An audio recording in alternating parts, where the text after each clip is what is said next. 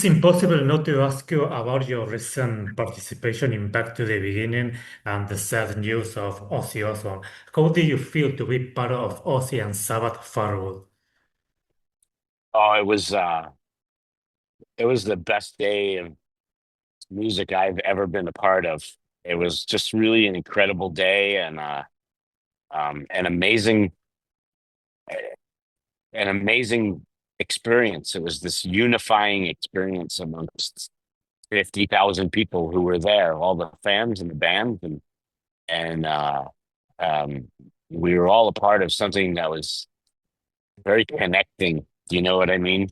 Mhm. The Yes. emo the emotions of the day and everybody everybody was feeling the same thing, and it was very the energy was so strong. It was incredible and so positive and so happy.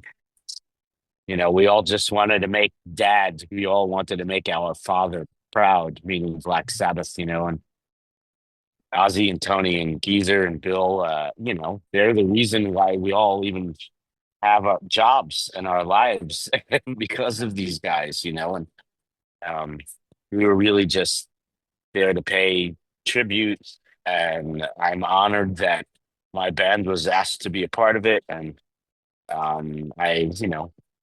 obviously I was very sad and stunned about the Ozzy news. And at the same time, I'm still very happy for him because I know he was very happy Yes. about the show. I got to talk to him a week later. I was with Ozzy in Birmingham, and he was very, very happy about the show and the love and the emotions of the day, and I'm glad he got to feel that. It's incredible how everything happened. That show feels like a kind of funeral that he organized himself. Something Yeah, like it's like he was at his own tribute show. Yeah, Mm. yeah, it's like if Freddie Mercury would have been at the big Yes. Freddie Mercury tribute, back in the Yeah. 90s or whenever that happened. Yeah, Ozzy was at his like own tribute show, which was really cool. Yesterday it was confirmed that Megadeth will embark on their farewell tour. How did you take this news? Because Damon Kane was your college and friend. Yeah, yeah, definitely. He's my friend.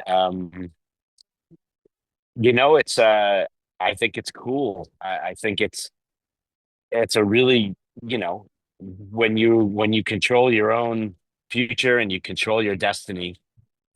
I think, in this business, and you're able to do that. Mhm. I think it's great. I think it's good to have an idea of, okay, you know what? This is it. Let's make these next few years the best they can be, and go out on top. And that's the way to do it. And I it's it was the same when Slayer did it. Same similar kind of thing. You don't just slowly disappear. Let's celebrate our legacy and Mhm. celebrate everything, everything about our band, and then say goodnight. And then maybe 5 years later, you come back and you play some festivals.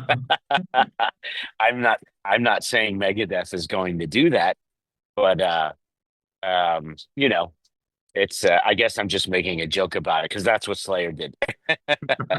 I like to talking about your beginning in the music. What was your first approach? Well, I guess my first approach was as a fan, really. As a little kid, I listened to a lot of music. I loved Elton John, and I loved trying to think what else as a little kid when I was like early, like really the Beatles, of course, you Mm. know. Um, and then, in the early 70s, maybe when I was a little bit older and I discovered Black Sabbath, and I started discovering hard rock bands, and that's when I wanted to learn how to play guitar.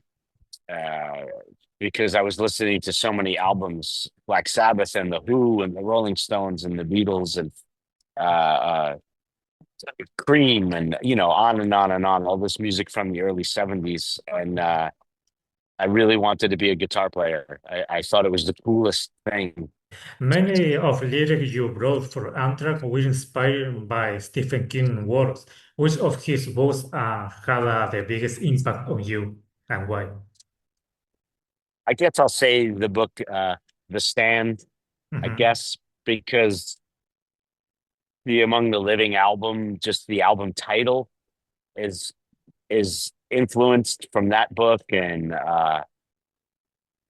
of course the song is about the character. The song Among the Living is about this character Randall Flagg from that book and many other Stephen King books. But I think Randall Flagg, the first time he shows up is in The Stand.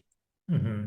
Uh, and I've written about things from that book, kind of all through the years ever since I read it. I mean, I read that book before Anthrax was a band. That book came out in like 1978, I think. Hmm. So I was already a big Stephen King fan and reader, even before I had my band. So that, I had all of this stuff in my brain that somehow when I first started writing lyrics, that was a connection for me to write things about. Here. And beside the Amtrak show here in Buenos Aires, you also play at the Roca Power Studio with your friend Corcho Rodriguez. What was that more intimate experience like for you? Oh, it was great. Um, Corcho, yeah, Corcho es mi amigo. He, yeah, what a great guy, man. And that's the studio is amazing. So a few years ago when we came to Buenos Aires with Mr. Bungle and Corcho offered us to come to the studio for an asado, a barbecue. Hmm. He wanted to give Asado. us a typical Argentinian barbecue Hmm. for Mr. Bungle, and so we had a cool jam session there at the studio, and we had an unbelievable dinner, the best steak I ever had in my life, and we became friends, and then they invited us back with Anthrax, and same thing, just had such a great time. The hospitality is just beautiful, and we're coming back at the end of September and to go to La Roca again with Mr. Bungle, and we will rehearse there at the studio before the tour. How you expect for the new show with Mr. Bungle here in Buenos Aires? Oh Expectation. man, I can't wait because when we played there last time, the show was amazing. Yeah, I'm very excited. I'm already practicing and learning stuff, and because some of it's very difficult to play. So I start learning it very much in advance before the show. And I'm very excited. I'm very excited that we get to start the tour in Buenos Aires. I love Buenos Aires. I love the city and the people and the food. The fans are fucking crazy, and I can't wait to be there. I hope everybody comes out to see whatever craziness Mike and Trey and Trevor and myself and Dave will have for everybody.